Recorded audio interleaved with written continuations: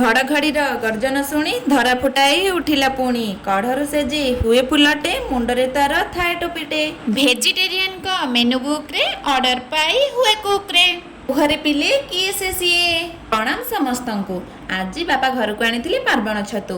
କହିଥିଲେ ୟାକୁ ଟିକେ ବନେଇ ଦେବାକୁ। କହିଲା ବୋଉ ଆସେ ଦେଖିବୁ, ଶିଖିଥିଲେ ସିନା ଆଗକୁ କରିବୁ।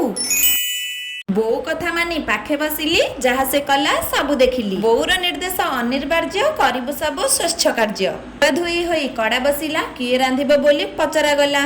ମୁଁ ଯେହେତୁ ବଡ଼ ଥିଲି ରାନ୍ଧିବା ପାଇଁ ବସି ପଡ଼ିଲି। ବଡ଼ ଭଉଣୀ ଯେବେ ରାନ୍ଧୁଣୀ ହେବ, ସାନ ଭଉଣୀ ତାର ହେଲ୍ପରରେ ଯିବ। ସାନ ଭଉଣୀ ମତେ ଜଗିକି ଥିଲା। ଭାବୁଛନ୍ତି କି ସେ ଖାଉରି ପିଲା? ଆରେ ନାଇଁ ନାଇଁ, ସେ ପରା ମତେ ହେଲ୍ପ କରୁଥିଲା। ମିଶିମାସି ଦୁଇ ଭଉଣୀ ବନେଇ ଦେଲୁ ଛତୁକୁ ଆଣି।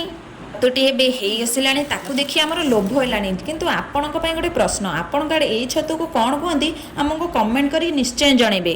ଆମ ଘରେ ଯେତେ ମସଲା ପଡ଼ୁ କି ନ ପଡ଼ୁ, ଗରମ ମସଲାଟା ମୋଷ୍ଟଲି ପଡ଼ିବ, ଆଉ ତାର ଟେଷ୍ଟ ଆଉ କୌଣସି ମସଲାରେ ନଥିବ। ଏଇଟା ମୋ ବୋଉଙ୍କର ଭାବନା, ଯେଉଁଟାକି ଆମ ଭିତରେ ଏବେ ଭର୍ତ୍ତି ହେଇଯାଇଛି। ଥିଲା ଆଜି ଆମର ସାଧା ସିଧା ଭୋଜନଟିଏ। ଭଲ ଲାଗିଲେ ଲାଇକ୍ ସବସ୍କ୍ରାଇବ୍ କରି ଆଗକୁ ନେବେ। ରହିଲି, ଜୟ ଜଗନ୍ନାଥ।